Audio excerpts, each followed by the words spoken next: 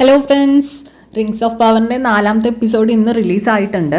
അപ്പം നമുക്ക് 4ാമത്തെ എപ്പിസോഡിൽ എന്താണ് സംഭവിച്ചതെന്ന് നോക്കാം. എൽറോണ്ടും ഗലാഡ്രിയലും കൂടെ കെലിബ്രിംബോറിലേക്ക് പോകാനുള്ള തയ്യാറെടുപ്പുകൾ നടത്തുന്നു. കെലിബ്രിംബോറിലേക്ക് ഏറ്റവും വേഗത്തിലെത്താനുള്ള പാലം തകർന്നിരിക്കുന്നതായി അവരുടെ ശ്രദ്ധയിൽപ്പെടുന്നു. അത് ലൈറ്റ്നിങ്ങിൽ എങ്ങനെ സംഭവിച്ചതാണോ എന്ന് അവർ സംശയിക്കുകയും പിന്നീട് അത് സൗറോണിന്റെ പണിയാണെന്ന് തിരിച്ചറിയുകയും ചെയ്യുന്നു. തുടർന്ന് മറ്റൊരു വഴി യാത്ര തുടരാൻ അവർ തീരുമാനിക്കുന്നു.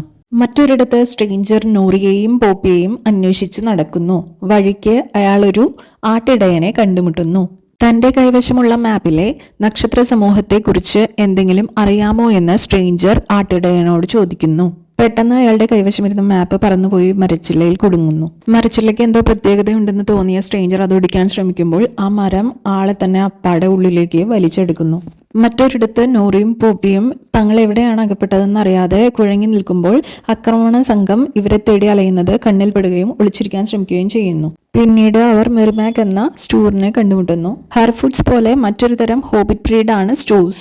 മെറിമാക്ക് ഇരുവരെയും തന്റെ വില്ലേജിലേക്ക് കൊണ്ടുപോകാൻ നിർബന്ധിതനാകുന്നു. മെറിമാക്കിന്റെ വില്ലേജ് കണ്ട് നൂറിയും പോപ്പിയും അത്ഭുതത്തോടെ നോക്കുന്നു. അതിനിടയ്ക്ക് അവരുടെ നേതാവായ ഗണ്ട് ആ വഴിക്ക് വരുന്നു. തങ്ങളുടെ സുഹൃത്തായ സ്ട്രേഞ്ചറിനെ അന്വേഷിച്ച് നടക്കുകയാണെന്നും ആളൊരു വിസാർഡ് ആണെന്നും നൂറി അവരോട് പറയുന്നു. ഗണ്ടിന്റെ അറിവിൽ ലോകത്താകെയുള്ള വിസാർഡ് ഡാർക്ക് വിസാർഡ് ആയിരുന്നു. അതുകൊണ്ട് ഇവരും അയാളുടെ കൂട്ടത്തിലുള്ളതാണെന്ന് കരുതി ഇവരെയെല്ലാം കെട്ടിയിടാനായി ഗണ്ട് അനുയായികളോട് പറയുന്നു.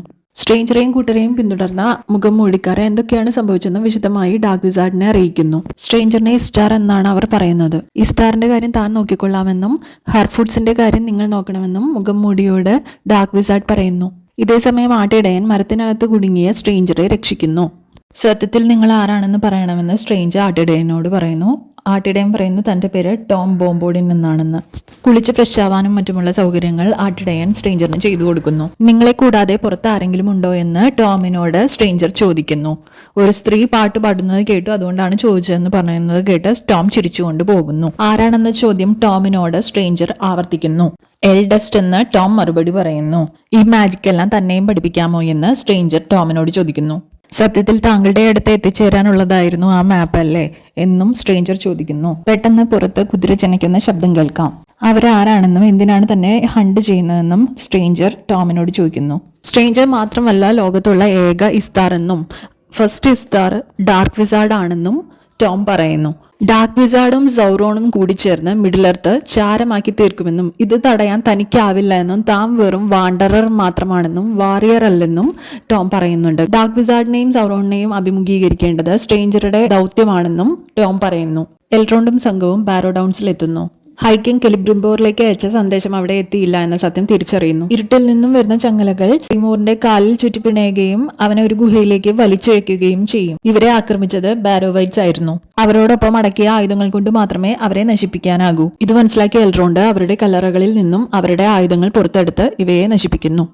ഇസിൽദോറും അറൗണ്ടറും അടങ്ങുന്ന സംഘം തിയോയ്ക്ക് വേണ്ടിയുള്ള തിരച്ചിൽ നടത്തുന്നു. തിയോയെ സാധാരണ മനുഷ്യരല്ല തട്ടിക്കൊണ്ടുപോയിരിക്കുന്നതെന്ന് മനസ്സിലാക്കുന്ന അവർ കൂട്ടത്തോടെ യുദ്ധത്തിനിറങ്ങാൻ തീരുമാനിക്കുന്നു. നോർത്തിലേക്കായിരിക്കും പോകേണ്ടി വരിക എന്ന ഈസ്റ്റിഡിന്റെ വാദം അറൗണ്ടറിൽ സംശയം ജനിപ്പിക്കുന്നു. അറൗണ്ടറും ഇസിൽദൂറും ഈസ്റ്റിഡിന്റെ കഴുത്തിന് പുറകിലായുള്ള മാർക്ക് ഓഫ് മോഡോർ കണ്ടെത്തുന്നു. അത് സ്വയം കരിച്ചു കളയാനായി ശ്രമിക്കുക വഴി അവൾ തങ്ങളെ വഞ്ചിക്കുകയായിരുന്നുവെന്ന് അവർ ആരോപിക്കുന്നു. തിയോയെ തേടി അവരൊന്നിച്ചിറങ്ങുന്നു. വഴിയിൽ ഇസിൽദൂർ ഒരു ചളിക്കുഴിയിൽ താഴ്ന്നു പോകുന്നു. അവനെ രക്ഷിക്കാനുള്ള ശ്രമത്തിനിടെ അറൗണ്ടർ അതിലേക്ക് ആഴ്ന്നു പോകുന്നു. തന്റെ കയ്യിൽ വിലങ്ങുകളാണെങ്കിലും ഒരു മരക്കമ്പ് എടുത്ത് അവരെ രക്ഷിക്കാനായി ഈസ്റ്റിഡ് ശ്രമിക്കുന്നു.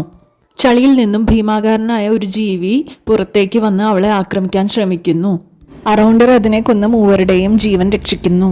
തിയോ ഒരു ജയിലിനകത്ത് പെട്ടിരിക്കുന്നതാണ് പിന്നെ നാം കാണുന്നത്. ഹെർഫുഡ്സിനെ അന്വേഷിച്ച് മുഖംമൂടിധാരികൾ സ്റ്റൂസിന്റെ വില്ലേജിലെത്തുന്നു. തിയോയെ അന്വേഷിച്ച് നടക്കുന്ന അറൗണ്ടറിനെയും സംഘത്തെയും എൻസ് ആക്രമിക്കുന്നു. ജീവനുള്ള വൃക്ഷങ്ങളാണ് എൻസ്. ഇസിൽദൂറിന്റെ വാള് കണ്ട് വൃക്ഷങ്ങൾ മുറിക്കാനുള്ളതാണെന്ന് തെറ്റിദ്ധരിച്ചാണ് അവ ഇവരെ ആക്രമിച്ചത്.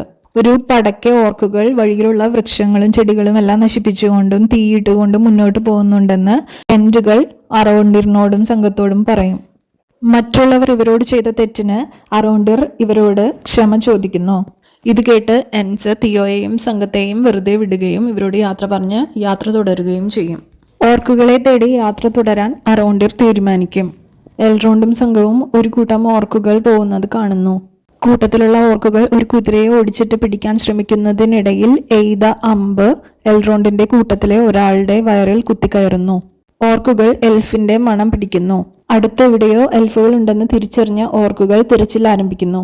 ഈ സമയം ഗലാഡ്രിയൽ മോതിരമിട്ട തന്റെ കൈകൊണ്ട് മുറിവേറ്റയാളുടെ വയറിൽ അമർത്തിപ്പിടിക്കുന്നു. അത്ഭുതമെന്ന് പറയട്ടെ, എങ്ങനെയോ മുറിവ് ഉണങ്ങിപ്പോകുന്നു.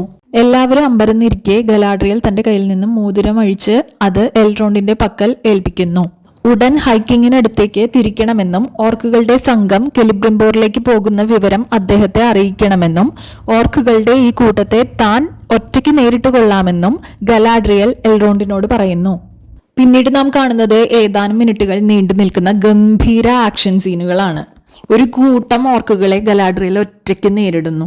കിഡിലൻ ഡയലോഗ് ഡെലിവറി, കിഡിലൻ ആക്ഷൻ. ഗലാഡ്രിയൽ ഓടുന്നു, ചാടുന്നു, മറിയുന്നു, കുതിരപ്പുറത്ത് കയറുന്നു, കുതിരപ്പുറത്ത് കിടക്കുന്നു.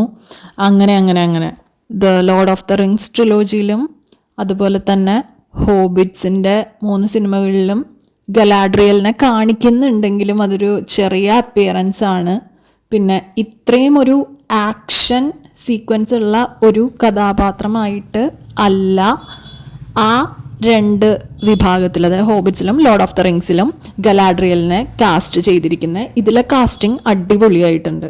ഇനി ഇതിനകത്ത് ഏറ്റവും അവസാനം സംഭവിക്കുന്നത് കുതിരപ്പുറത്ത് നിന്നും ഒരാള് ഗലാഡ്രിയലിനെ പിടിച്ച് താഴേക്ക് വലിച്ചിടും. അവിടെ കിടന്ന് അയാൾക്ക് നേരെ അമ്പ് ചെയ്യാനായിട്ട് ഗലാഡ്രിയൽ ശ്രമിക്കുമ്പോൾ അയാൾ അമ്പ് തടയുന്നുണ്ട്.